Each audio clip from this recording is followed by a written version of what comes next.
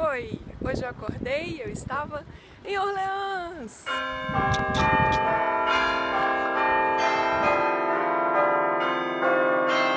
Hoje eu estou em Orleans na França, porque tem Orleans para todo lado. Aqui é a prefeitura de Orleans. Ó, tem Orleans em Santa Catarina, no Brasil. Tem New Orleans, que é inspirada em Orleans francesa, mas New Orleans é nos Estados Unidos. Olha isso!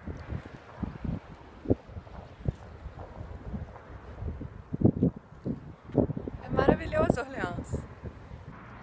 Olha que delícia essa casinha. Eu fico só procurando onde que tá o cachorro aqui. Um jardim desse tamanho, nossa, eu teria uns 15 cachorros aqui. Ih, minha avó vai adorar isso aqui. É por causa desse rio que essa região chama região do Loire. Por causa do rio Loire.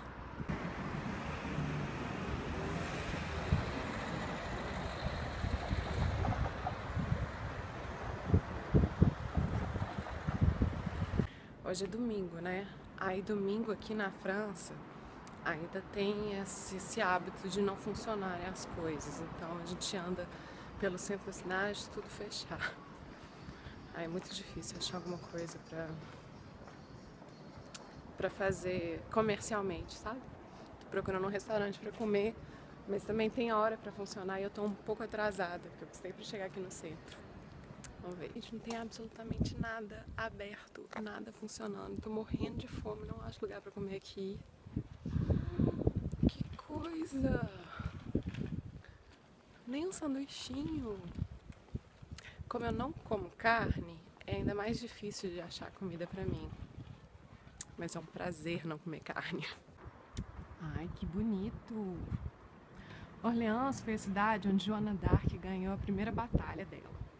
Aí por isso ela ficou super famosa. Porque durante a Guerra dos 100 Anos, Orleans era dominada pela Inglaterra.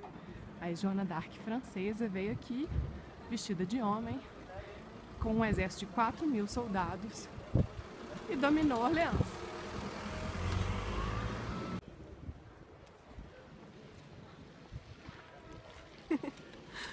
Achei um lugar cheio de restaurante. Esses problemas de turismo, né? Quando a gente faz turismo, acontecem esses problemas mesmo. Só que a gente tá vendo tanta coisa linda que vale a pena. Olha a Joana d'Arc.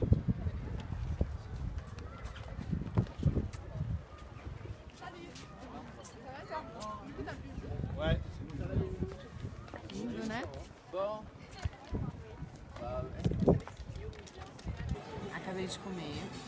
E aí de noite não vai ter o que comer, né? Porque as coisas não estão abertas nem de manhã, imagina de noite. Aí o que acontece? Aqui eles servem pãozinho, né? Pra acompanhar. Então eu já peguei 2 desses pra levar, pra comer de noite. E é assim que a gente faz. Oi, acabei de sair do restaurante e eu queria falar de uma coisa que eu observei lá, uma cena que eu observei. A gente tinha no restaurante uma mulher, um homem e uma criança. Eu interpretei que eles eram os pais da criança. Num dado momento, a mulher começou a fazer um escândalo com a criança. Aí eu achei que estava acontecendo uma coisa séria. Todo mundo do restaurante achou. O garçom parou de anotar a comanda das pessoas, começou a olhar o que tinha acontecido e tal. E, na verdade, a criança tinha deixado derramar algumas gotas de sorvete na roupa dela. E aí eu fiquei pensando assim, gente, escândalo, né? Pra que serve escândalo? Primeiro eu pensei assim, as pessoas não deveriam nunca fazer escândalo. Aí depois eu concluí que não, que o escândalo, ele é um recurso que a gente tem para quando vai acontecer alguma coisa muito séria, ou quando está acontecendo alguma coisa muito séria, ou quando aconteceu alguma coisa muito séria. Mas o muito séria tem que participar do conceito de escândalo, porque se você faz escândalo para tudo, acaba perdendo a importância de quando você faz. Então eu vou dar alguns exemplos de momentos que eu acho que escândalos são úteis. Uma vez eu estava no aeroporto e aí uma mulher começou a fazer um escândalo em relação ao filho dela. E a gente foi ver, o filho dela estava tendo um ataque de alergia, sabe? Estava perdendo a respiração. Ela precisava de ajuda e graças ao escândalo dela, muita gente foi ajudar e salvar a criança. Ainda bem, nesse caso ela tinha que fazer escândalo mesmo. Agora, outros casos, assim, por exemplo, coisas que vão acontecer, perigos eminentes que vão acontecer.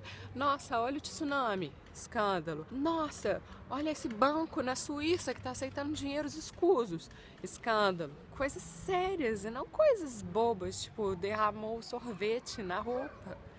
Ainda mais que nem mancha. Eu também fiquei pensando assim, o quanto essa mulher não tá cansada, né? Será que ela não tá fazendo escândalo só pra mostrar o tanto que ela tá cansada? E outra cena horrível era o pai que não fazia nada. Ficava só olhando assim, como se ele estivesse assistindo um filme. Depois ele vai posar de legal pra essa criança? Depois ele vai ficar como paizão legal e a mãe, a amazona, que faz escândalo? Fora isso, foi ótimo o restaurante. Essa cidade aqui, ela valoriza muito as flores, olha. Primavera maravilhosa.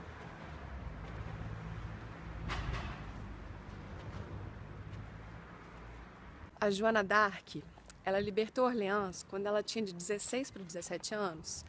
A ideia dela, na verdade, a gente não tem muitos registros. Tem muita coisa da história dela que mistura um pouco com lenda, não se tem muitos registros. Mas de 16 para 17 anos ela libertou essa cidade de Orleans. Ela era muito nova. Gente, com 16 para 17 anos, eu não libertava nem meu armário das traças. Ela libertou Orleans, da Inglaterra. Essa cidade.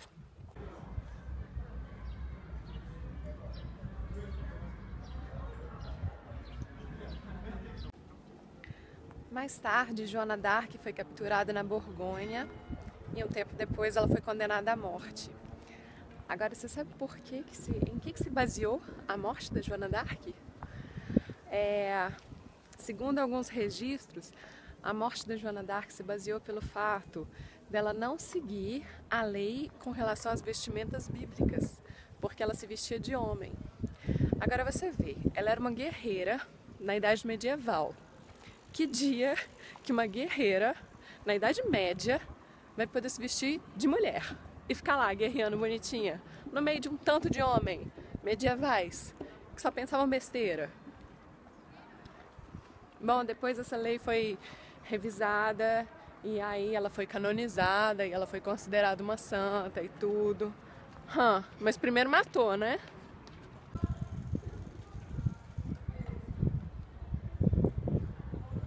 Durante a Segunda Guerra, Orleans foi parcialmente destruída. É por isso que Orleans é uma mistura entre o cenário um pouco medieval e o cenário bem moderno, de coisas bem atuais, mais arrumadinhos, com ruas largas e tudo. Mas tem também as ruas somente para pedestres, porque elas são tão finas que não dá para passar um carro.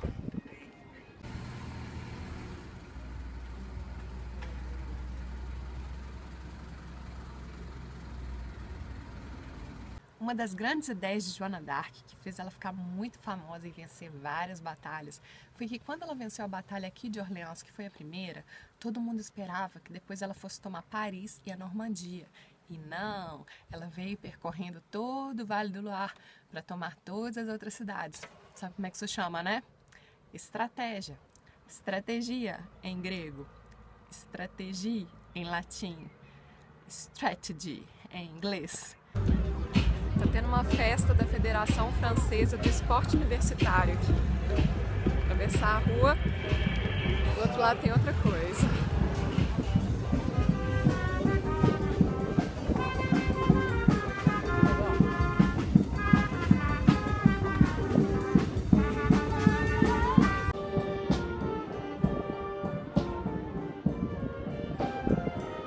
O que eu mais gosto das cidades europeias é isso, é da gente poder encontrar com as pessoas na rua, poder se juntar a um grupo que tá ouvindo música ali, tem gente namorando, tem gente apreciando a paisagem, na beirada do rio, poder pensar sobre a vida, sem medo de ser assaltado, sem medo de não acontecer nada demais. Eu acho que o Brasil tem mudado muito em relação a isso, coisas muito positivas, e eu torço para que o Rio Arrudas, em Belo Horizonte, ele vire um ambiente de reflexão também, porque a beirada do rio, a beirada da água, a proximidade com a água é tão importante, eu acho, esse contato assim, é tão propício à reflexão.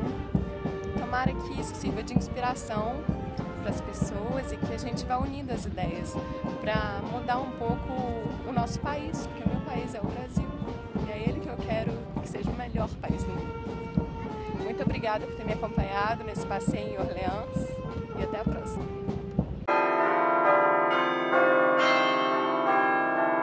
Estratégia em espanhol, estratégie em francês.